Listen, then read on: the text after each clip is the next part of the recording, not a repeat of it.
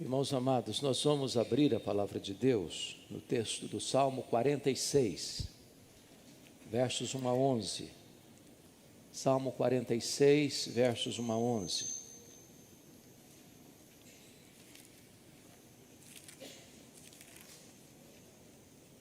Lido esse texto, peço que você mantenha a sua Bíblia aberta nesta passagem comigo.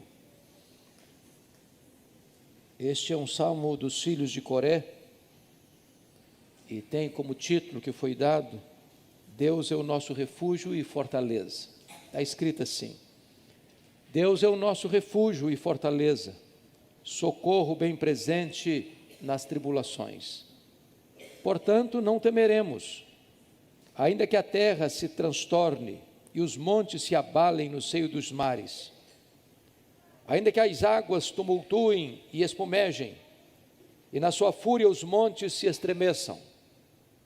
Há um rio, cujas correntes alegram a cidade de Deus, o santuário das moradas do Altíssimo.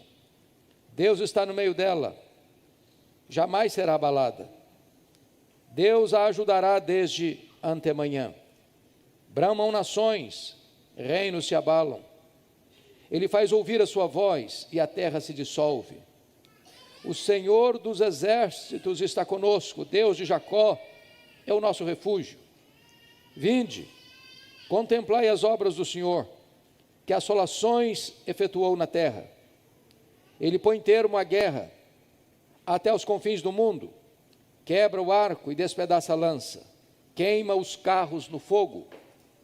Aquietai-vos, e sabei que eu sou Deus.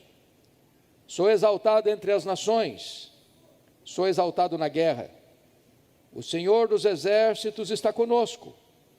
O Deus de Jacó é o nosso refúgio. Amém.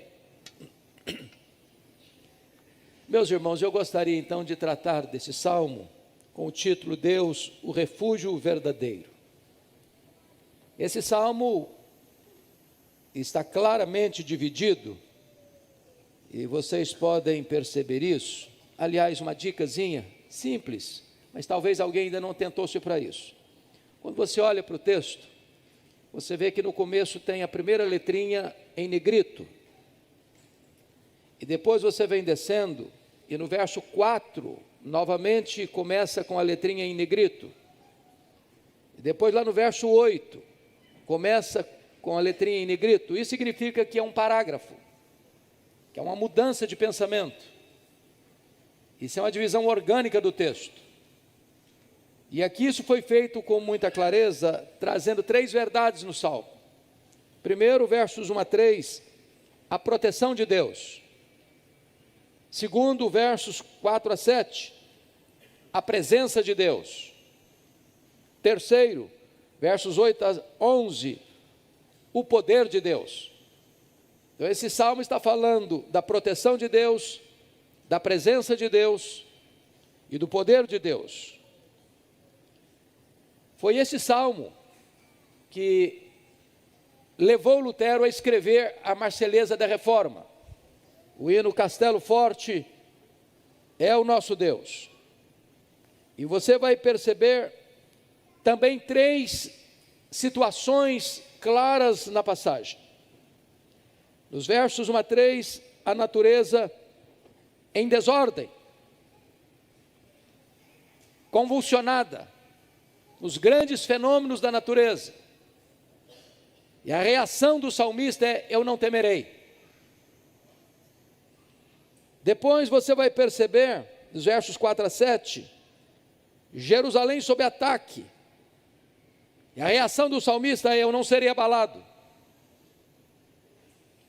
A terceira situação, descrita nos versos 8 a 11, é um campo de batalha depois da guerra, onde você vê os destroços da guerra, as armas enferrujadas, os carros quebrados. E a reação do salmista é: eu não vou lutar, porque a vitória já foi conquistada pelo general do exército, o Senhor Jesus Cristo. Dito isto, irmãos, à guisa de introdução, vamos olhar a exposição desse salmo. Primeiramente, versos 1 a 3, a proteção de Deus. E já no verso 1, você encontra aí as qualificações de Deus para ser o protetor do seu povo. Veja comigo. Primeiro, Deus é o nosso refúgio. Isso é uma verdade gloriosa, porque o nosso refúgio não são castelos, não são torres altaneiras, não é o nosso poderio bélico, militar, econômico. O nosso refúgio não é qualquer barreira humana construída pelo braço da carne. O nosso refúgio é o Senhor. Está escrito que Ele é também a nossa fortaleza. Em outras palavras, se a ideia é de um ataque, de uma situação adversa, quando diz que Deus é a nossa fortaleza, nós às vezes somos acuados por circunstâncias adversas, por sentimentos avassaladores e por inimigos ameaçadores. Mas quando isso vem, seja a circunstância, seja o sentimento, sejam os homens querendo nos destruir, você tem uma fortaleza segura.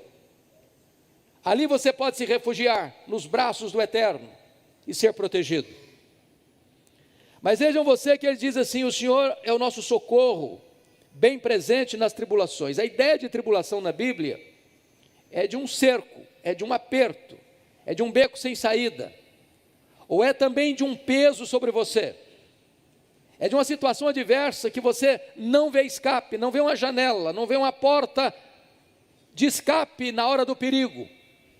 E o texto está dizendo que nas circunstâncias diversas da vida, quando você se vê encurralado, quando você se vê oprimido, quando parece que o mundo desaba sobre a sua cabeça, quando os seus sentimentos estão turbulentos, quando inimigos terríveis cercam, entrincheiram e encurralam você, você tem da parte de Deus socorro bem presente.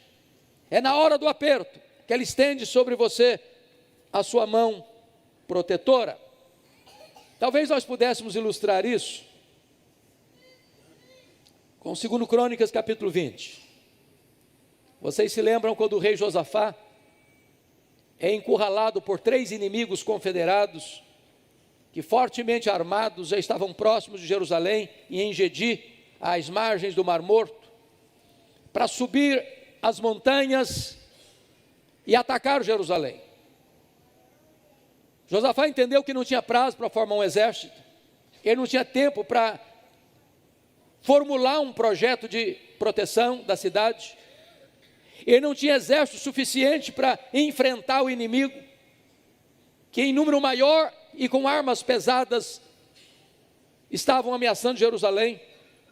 E diz a Bíblia que ele teve medo, pôs-se a buscar ao Senhor, decretou um jejum à nação, orou a Deus, e o socorro bem presente apareceu. Deus disse para ele: não é hora de vocês lutarem, essa é a minha guerra. Vocês vão formar um coral que vai à frente do exército, e quando esse coral estiver cantando, e a Bíblia diz que quando aquele coral começou a cantar em voz alta sobremaneira, o Senhor pôs emboscada contra os inimigos, e eles foram desbaratados. Na sua vida, na minha vida, já vimos situações assim. Você estava desesperado, diz: meu Deus, eu não saio dessa, meu Deus, eu não vejo saída, eu não vejo escape. E de repente Deus estende a sua mão, abre um caminho, abre uma porta, lança luz, traz libertação, traz restauração, porque este Deus, o seu Deus, o meu Deus, o nosso Deus, é socorro bem presente nas tribulações da vida. Segundo lugar, o povo protegido por Deus não precisa ter medo, apesar da fúria da natureza. Olha comigo, por gentileza, os versos 2 e 3. Portanto, não temeremos, ainda que a terra se transtorne, e os montes se abalem no seio dos mares, ainda que as águas tumultuem e espumejem, na sua fúria os montes estremeçam. O que você percebe aqui, meus amados, é que a natureza está em convulsão, a terra está transtornada por terremotos, por inundações, por tsunamis. Os montes tão sólidos, tão fortemente plantados, os Alpes, os Andes, a Cordilheira do Himalaia, as montanhas mais soberbas empinadas aos céus, elas estão como que derretendo. A natureza está convulsionada. A natureza está completamente abalada. Suas estruturas não suportam mais o peso delas. E o salmista vê essa cena. Ele cria essa cena na sua mente. Ele descreve essa cena.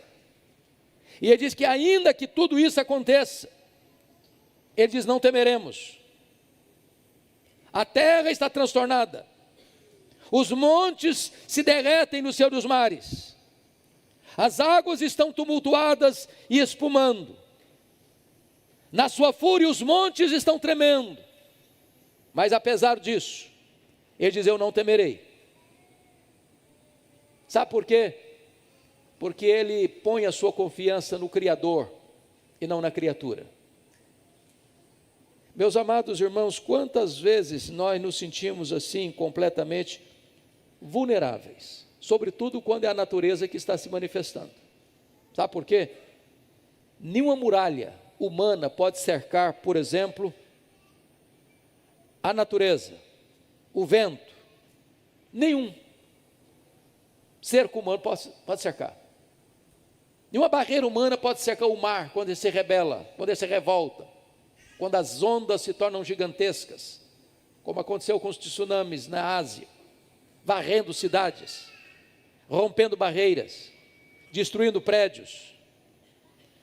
O que o salmista está dizendo é que ainda que o mar venha a bramir, mesmo assim, nessas horas, Deus é o refúgio do seu povo.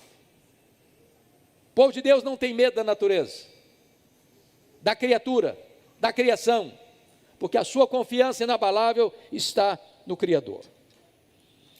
Mas notem comigo que agora ele vai fazer uma transição da proteção de Deus para a presença de Deus a partir do verso 4. E a primeira coisa que precisamos entender aqui, meus amados, é que ele muda do cenário para mostrar que agora a cidade de Deus está sob ataque do inimigo. Embora a palavra Jerusalém não apareça aí, mas a descrição é de Jerusalém. Há um rio cujas correntes alegram a cidade de Deus, o santuário das moradas do Altíssimo. E há momentos em que o povo de Deus, a igreja de Deus, se vê encurralada. Se você perceber, no verso de número 4, Deus está no meio dela, jamais será abalada. Ele diz no verso 6, bramam nações, reinos se abalam. Ele faz ouvir a sua voz e a terra se dissolve. O Senhor dos exércitos está conosco, Deus de Jacó é o nosso refúgio. Qual a ideia aqui? A ideia aqui é de Jerusalém cercada, entrincheirada, encurralada. E talvez nós nos lembremos do governo de Ezequias. O poderoso exército assírio, que era o mais truculento exército daquele tempo. Um império expansionista, guerreiro. Quando ele entrava, os soldados assírios entravam na cidade, via de regra, ele matava os homens e empilhavam as cabeças na porta da cidade, para dizer: ninguém consegue me resistir, ninguém consegue me deter. E no período de Ezequias, em Judá, esse poderoso império assírio tomou a cidade de Samaria, levou as 10 tribos do norte para o cativeiro. E esse mesmo exército cerca Jerusalém, com um exército maior do que a população de Jerusalém, mais de 185 mil soldados. Jerusalém fica no topo de uma montanha, não havia como escapar.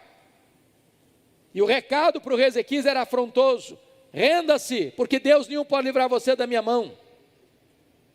E naquela conjuntura, diz a Escritura, que Ezequias buscou a Deus, o Deus que está presente no meio do seu povo. E Deus então disse para Ezequias: você não precisa lutar, essa guerra é minha. E naquele momento Deus escala um único anjo, que mata 185 mil soldados assírios às portas de Jerusalém e livra Jerusalém do cerco do inimigo. Essa é a imagem, essa é a ideia desse texto, das nações encurralando o povo de Deus, do inimigo atacando a cidade de Deus, e Deus trazendo livramento ao seu povo. Então vamos ver essa questão da presença de Deus aqui. Primeiro, a cidade de Deus é regada pelo rio da graça. Olha o verso 4 comigo. Há um rio cujas correntes alegram a cidade de Deus, o santuário da morada do Altíssimo. Aí você pergunta, será que o salmista não conhecia a geografia? Jerusalém não tem rio. Jerusalém não tem rio. Aliás, uma das estratégias de batalha do rei Ezequias, para impedir que um inimigo, ao cercar Jerusalém, cortasse a provisão d'água, ele fez com que a água chegasse para dentro dos muros de Jerusalém. Mas essa cidade não tem rio. Então, do que rio ele está falando? Ele não está falando de um rio físico, ele está falando do rio da graça. Ele está falando da presença de Deus, como uma fonte de vida dentro da cidade. Porque Jerusalém é um símbolo da igreja, seja a igreja militante, seja a igreja triunfante. As correntes desse rio, o rio da graça, não são correntes passageiras, como o ribeiro de Querite. O rio da graça não é um rio barrento, como as águas do rio Nilo. O rio da graça não é um ribeiro que tem águas más, como a fonte de Jericó, as águas de Jericó. O rio da graça, que está no meio da igreja, que é a presença de Deus, são águas cristalinas, são fontes que nunca secam, é um rio que traz vida para o seu povo. E quem é esse rio? Primeiro, esse rio é o próprio Deus Pai. Lá em Jeremias 2,13, Deus denuncia que o povo abandonou a fonte das águas vivas para cavar cisternas rotas que não retêm as águas. O próprio Deus Pai é esta fonte das águas vivas que está no meio da igreja, que abastece a igreja e que alimenta a igreja. Quem é esse rio? Está lá em Zacarias capítulo 13, versículo 1, está falando do Deus Filho. Naquele dia haverá uma fonte aberta para a casa de Deus e para os habitantes de Jerusalém, para remover o pecado e a impureza. Jesus é este rio que está na nossa Jerusalém, um rio que traz purificação, um rio que traz vida para o seu povo. Quem é esse rio? Esse rio é o Espírito Santo de Deus, a terceira pessoa da Trindade. Está lá em João 7, 37, 38 e 39. Aqueles que crerem em mim, como diz a Escritura, rios de água viva fluirão do seu interior. E ele está se referindo ao Espírito Santo de Deus. Segundo lugar, a cidade de Deus é habitada, é a habitação do Altíssimo. Olha comigo o verso 4b. O santuário das moradas do Altíssimo. Deus está entre nós e Deus habita em nós. Essa é a verdade mais gloriosa para mim, irmãos, acerca da igreja. Você e eu somos a Jerusalém onde Deus habita. Você e eu somos o santuário onde Deus habita. Deus está conosco e Ele habita em nós, e nós somos o santuário de Deus. Mas em terceiro lugar, a cidade de Deus é onde Deus está presente. Eu peço que você veja comigo o verso 5, Deus está no meio dela. Qual a consequência? Jamais será abalada. Qual o resultado? Deus ajudará desde antemanhã. Olha o verso 7. O Senhor dos exércitos está conosco. O Deus de Jacó é o nosso refúgio. Versículo que vai repetir na íntegra no verso 11. O Senhor dos exércitos está conosco. O Deus de Jacó é o nosso refúgio. Meus amados irmãos, que verdade bendita, Deus está conosco, Ele está presente, Ele é o Todo-Poderoso. O problema da igreja não é a presença do inimigo, é a ausência de Deus. Se Deus está presente, nada, ninguém pode deter os passos da igreja. Ela é vencedora, é a presença de Deus no seu meio. Deus está conosco. Mais ainda, você nota no versículo 5b, que esse Deus que está presente, é o Deus que ajuda a igreja, Versículo 5b diz: Deus a ajudará desde a manhã. Uma coisa é estar presente, outra coisa é estar presente passivamente, sem nada fazer. Mas esse Deus que está presente é o ajudador, é o cooperador, é o auxiliador, é aquele que socorre, é aquele que vê, é aquele que ouve, é aquele que age, é aquele que intervém, é aquele que responde oração, é aquele que dá força, é aquele que dá poder, é aquele que abre portas, é aquele que nos conduz em triunfo. Louvado seja o Senhor. Mas em quinto lugar, a cidade de Deus é protegida por Deus. Você pode ler comigo os versos 6 e 7, por gentileza? Vamos ler juntos? 6 e 7. Bramam nações, reinos se abalam, ele faz ouvir a sua voz, e a terra se dissolve. O Senhor dos exércitos está conosco, o Deus de Jacó é o nosso refúgio. Eu chamo a sua atenção para a fúria das nações. As nações bramam, os reinos se abalam. O mundo está convulsionado, as nações estão confusas, o mundo está completamente perdido, e há uma força concentrada, praticamente unânime, deliberada, para atacar Jerusalém, para atacar a igreja, para oprimir a igreja. Mundo afora, a Bíblia tem sido um livro perseguido, caçado, proibido, queimado, zombado e escarnecido. Mundo afora, a igreja de Deus tem sido perseguida por ideologias, por forças humanas e espirituais malignas. As nações bramam, a igreja é atacada, Jerusalém é atacada. Mas a verdade bendita desse texto é que o Senhor dos exércitos está conosco. E quando fala é Senhor dos exércitos, Ele é o Senhor de toda a estrutura do universo. Ele manda nos anjos, Ele manda nos demônios, Ele manda nos astros, Ele manda na natureza. Não há nenhuma força, nem humana, nem espiritual, que não esteja debaixo do controle do Senhor dos exércitos. E o Senhor dos exércitos está conosco. Louvado seja Deus. Mas olhem comigo o que está escrito no verso 7, o Deus de Jacó é o nosso refúgio. Eu gosto disso, porque Jacó é um camarada que é símbolo da minha vida, da sua vida.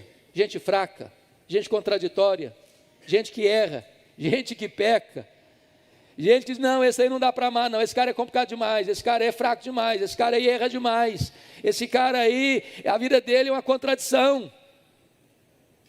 Eu quero dizer para você que o Deus de Jacó, o Deus de amor, o Deus da graça, o Deus do perdão, o Deus da segunda oportunidade, o Deus que dá uma chance para você se levantar e se reerguer e recomeçar a vida, está conosco. Talvez você errou, talvez você caiu, talvez você está quebrado, machucado, ferido, pois o Deus de Jacó está conosco. Bendito seja o seu nome. Mas agora, finalmente, veja comigo dos versos 8 a 11, que ele muda de novo a cena. E preste atenção. Nos versículos anteriores, as nações estão bramando, para atacar Jerusalém. Preste atenção que Jerusalém é um símbolo da igreja. A próxima cena que o salmista vai ver, não é uma batalha, não é uma guerra. A próxima cena que ele vai ver é um campo de guerra, com as armas dos inimigos destruídas, enferrujadas, queimadas, os carros quebrados. Parece-me que a cena que eu vejo, meus amados, é a cena da Segunda Guerra Mundial. Parece que a cena que eu vejo são os escombros desta guerra, as praias da Normandia, a cidade de Berlim, a cidade de Hiroshima. São as armas humanas destruídas. Deus dizendo: basta, chega. Olha comigo o verso 8. Deus abate a força poderosa deste mundo. Vinde, contemplai as obras do Senhor, que assolações efetuou na terra. Deus está derrubando do trono os poderosos. Deus está impondo uma derrota acachapante aos soberbos. Deus está fazendo despencar dos tronos aqueles que se arrogam cheios de poder. E Deus entra na história para fazer uma assolação às nações soberbas que se insurgem contra Deus e contra o seu povo. É por isso que quando você vai ler na cena final do Armagedon, campo de tantas fantasias espirituais tantas vezes, achando que lá no Armagedon, a guerra do Armagedon vai ser num território específico de Israel, e quando você visita lá percebe que é tão pequenininho que não dá para juntar muitas nações ali, porque Armagedon é um emblema muito mais do que um espaço geográfico. A única arma que vai ser desferida nessa batalha final não vai ser canhões, não vai ser tanque de guerra, não vai ser armas atômicas, não vai ser bombas atômicas, não vão ser bombas de hidrogênio. A única arma que vai ser desferida lá é a espada que sai da boca do Cordeiro de Deus. A vitória vem dos céus. É o braço poderoso de Deus que vai colocar um fim na guerra e que vai trazer vitória, a derrota acachapante do inimigo. Mas veja, em segundo lugar, Deus põe um ponto final na guerra, destruindo suas armas de destruição. Notem comigo o verso 9. Deus, Ele põe fim à guerra até os confins do mundo. Quebra o arco, despedaça a lança, queima os carros no fogo. Sabe o que significa isso, irmãos? A história está confusa mesmo. Guerras, rumores de guerras, nação contra nação, reino contra reino. Essa guerra entra para dentro da nossa casa, e a Bíblia diz que tantas vezes a guerra está dentro do lar. É o marido contra a esposa contra o marido, é o pai contra os filhos contra os pais, a nora contra a sogra contra a nora, e a vida entra num processo de batalha interna. Mas quem vai pôr fim a essa guerra? É a ONU? Quem vai pôr fim a essa guerra? É a estratégia das nações? Quem vai pôr fim a essa guerra? É um homem? É um organismo internacional? E a resposta é 1000 vezes não. Quem vai pôr fim a essa guerra é o Deus Todo-Poderoso. Quando Ele vai dizer, basta, chega. E o seu Filho, nosso glorioso Redentor, vindo em glória e majestade, desce e coloca todos os seus inimigos debaixo dos seus pés. E todos hão de dizer que Jesus Cristo é Senhor, e vão ter que se ajoelhar diante dEle, e confessar que Ele é o Senhor, para a glória de Deus Pai. E então Ele vai lançar no lago do fogo o anticristo, o falso profeta, o diabo, a morte, e todos aqueles cujos nomes não estão escritos no livro da vida. E Ele então reinará para sempre com a sua igreja, com o seu povo. Que verdade preciosa. Mas agora Deus exorta os homens a não se insurgirem contra Ele no verso 10. Você pode ler o verso 10 comigo em voz alta, por favor? Aquietai-vos e sabei que eu sou Deus. Sou exaltado entre as nações, sou exaltado na terra. Ao longo dos anos, via de regra, nós lemos esse versículo para trazer uma palavra de serenidade, de quietude para o coração. Mas não é esse o espírito do texto, não é essa a intenção do texto. Embora possa ser legítimo eu dizer, aquietai-vos e saber que eu sou Deus, mas não é esse o espírito que está aqui, do autor desse salmo. Essa palavra aqui, meus irmãos, tem um outro significado principal. É Deus dizendo para as nações, armadas até os dentes, que atacaram a Jerusalém, a cidade santa, a igreja de Deus, e Deus está dizendo para as nações soberbas, aquietai-vos, baixe a bola, eu sou Deus, o poder de vocês é limitado, chega, aquietai-vos, e sabei que eu sou Deus, sou exaltado entre as nações. Essa é a verdade precípua deste texto. É Deus manifestando a sua majestade, o seu poder, a sua glória, e vindicando a glória do seu nome. Então, o salmista termina com o estribilho do salmo. Qual é o estribilho do salmo? Qual é o coro deste cântico? É o versículo 7, repetido no versículo 11. Olha o versículo 11. O Senhor dos exércitos está conosco, o Deus de Jacó é o nosso refúgio. Mesma verdade que ele diz no verso 7, o Senhor dos exércitos está conosco, o Deus de Jacó é o nosso refúgio. Louvado seja Deus. A gente fica às vezes angustiado ao ver o mundo, ao ver o Brasil, ao ver os acontecimentos. E a palavra que Deus traz para a primeira igreja presbiteriana de Vitória, nesta manhã é esta: aquietai-vos. Sabe por quê? Porque o Senhor dos exércitos está conosco. O Deus de Jacó é o nosso refúgio. Meus irmãos, no século XVI,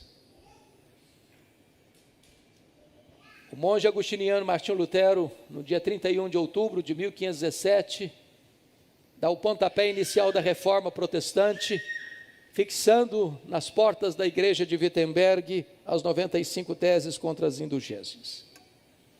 Em 1520, o Papa manda uma carta pública advertindo Lutero a abandonar sua fé, suas declarações, suas convicções.